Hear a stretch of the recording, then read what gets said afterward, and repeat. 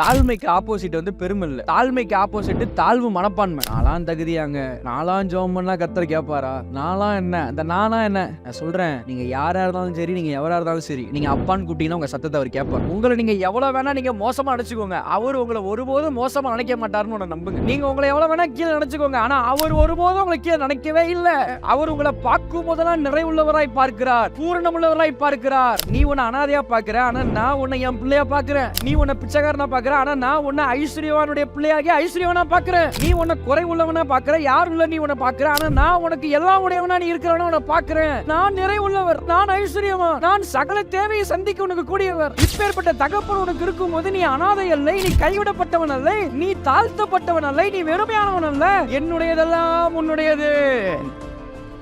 இப்போ உங்க அப்பாட்ட என்ன இருக்கோ அதுதான் உங்களோடது, உங்க அப்பாட்ட என்ன இல்லையோ அது உங்களோடது இல்ல. அவ்வளவுதான், மெசேஜ் முடிஞ்சிச்சு, கிளம்பி போங்க வீட்டுக்கு.